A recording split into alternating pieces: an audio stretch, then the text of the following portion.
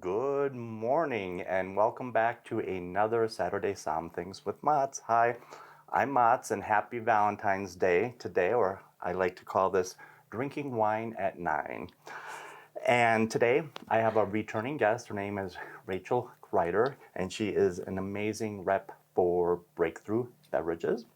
And these wines are from her portfolio and just in time for Valentine's Day. So before we start tasting, I just wanted to mention that Erin, our assistant wine buyer, has a new website up on the Argonaut website. It's a 3-tiered wine club, and the reviews are just pouring in, and it's so good because he, myself, Miss Sheila, pick the wines for you, so you know they're going to be good. Also, another quick reminder, please vote for Argonaut in the Best of Westward because we would really appreciate your vote and your love. So, on with the show. Rachel, welcome back. No, thanks for having me. Okay. And, in the spirit of sharing the love, we decided to do wines for Valentine's. And to start us off, I wanted to pick one of our, at least one of mine and definitely some of the staff's all-time favorites, the Fleur de Mer. It is a Côte d'Aron Rosé from the Golden Triangle of Provence. And it is just, every time. I've never had a bad sip of this. It's beautiful. It's a gorgeous blend of Carignan, Grenache, and Cinsault. And I love the color. I love the smell. You get a little hibiscus, a little bit of white peaches, and even a little bit of watermelon. Sure. And the flavor is just always consistently good. And on the nose, I always get that little hint of sea salt from the air coming in, and it kind of blows past these rolling fields of lavender. So you get a little bit of that on the nose as well. So it just kind of tells a story. It relaxes you at the same time. For something like this, especially for doing a Valentine's Day or a friend's Valentine's Day, want to get creative, it's a really pretty wine to look at if you're trying to do homemade sushi rolls. And so if they come out like burritos like mine, at least you have something fun. But something even delicate, like a light salad, pear, goat cheese. Oh, sure. Easy Waldorf pairings. salad, chicken Caesar salad. It's a nice beginning wine for the rest of the evening. Like I said, I love the color. I love the flavor. It's so light, crisp, but balanced. I just think this is amazing. And if you were doing an entree, you could even do like a roast chicken, maybe like a little goat cheese sauce on the plate first.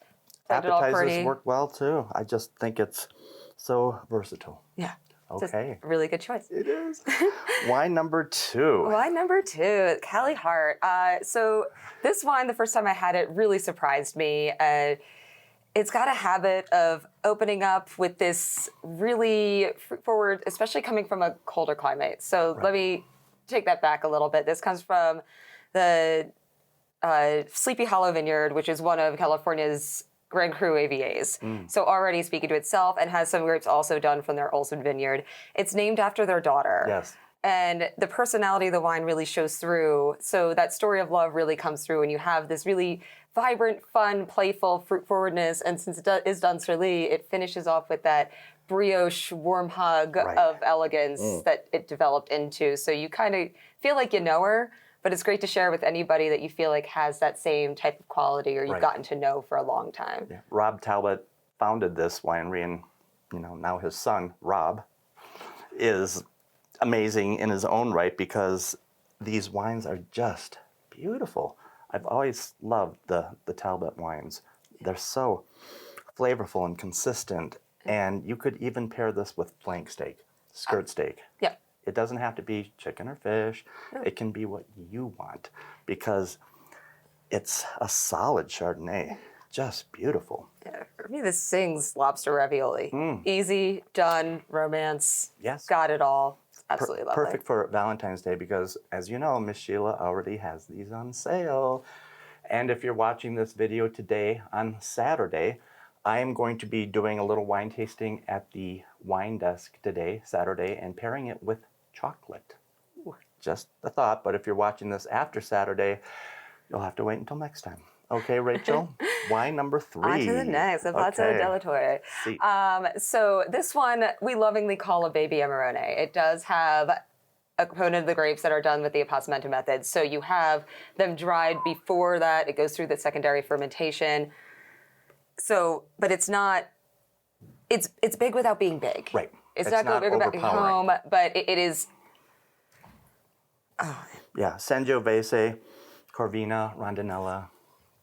It's just a great pairing, and pretty much anything with a char, I would love to see this with. Lamb chops in particular. You could do it with barbecue, but I really want to see a little bit of that to balance out that Sure. herbaceous nature and Right. the underlying sweetness and bitterness. I get that, I wanna feel it. plant structure in here because it's a little basil, a little tarragon, but it's still full and rich without it being overwhelming. Yes, that dark fruit flavor profile is still coming through without being Blackberries, black sugar bomb by any cherries. means. It would make a beautiful pairing to pretty much Yep. most things I Yeah. can think of that Black scream pepper, white Valentine's. pepper, cherries jubilee as I swirl and spill. I like it too because it's not terribly tannic and gripping and biting. It's smooth. Yeah, and that's why we jokingly call it the baby Amarone, because Right. instead of being the big bitter, it's very subtle, but still kind of pairs with the same things. It's in the same vein. And at the price range, this is every day. Every day under $20. I like it. Crazy. So, our last wine for Valentine's is this Taylor Black Port. And Miss Sheila gave me a hard time. She said, "You're pouring this?" And I said, "Yes. A, it's part of her portfolio. B, this is a beautiful," Miss Sheila called it a cooking port. Well, she's not half wrong because I have folded it into a Grenache before, so Yeah. I've been guilty of that. Some mushroom dishes I have, but Yes. because it's the black, it is black port. elevated. Right. It's got some more backbone to it. It's got some more flavor. It's bigger. Yes. Older. So it's great as like an after dinner. You want to go have dessert at yeah, home? these cutie patootie little port glasses. They're so cute. Yeah, it is a New York port. Like Rachel said, it is elevated. Alcohol is still 20%. And why this was in our lineup, because not everybody is going to go out to dinner for Valentine's Day. So my suggestion is to make a beautiful port reduction. Use this, use half the bottle, use the whole bottle, put it in a saucepan with some rosemary, some thyme, maybe a bay leaf. Reduce, reduce, reduce, reduce, reduce. So you'll have about a half a cup of this gorgeous glaze to pour over a ribeye or a fillet if you don't go out on Valentine's Day, because this would make a beautiful, beautiful port reduction. Yeah. And you know what? You can use the rest of the bottle with dessert. Well, yeah, if there's some left. I got to come eat at your house. Yeah. Some people even pour it over ice cream. Why not? It's just, it's candied, it's jammy, it's rich, it's decadent, it's perfect for the price, it's perfect for Valentine's Day. So Rachel, thank you so much for joining me back at the table, and thank you for happy having me. Valentine's Day to everybody out there. Once again, please vote for Argonaut, Best of Westward. Join our 3-tiered wine club, and we hope to see you soon. So cheers with these cutie Cheers. patooties, and once again, happy Valentine's Day. Valentine's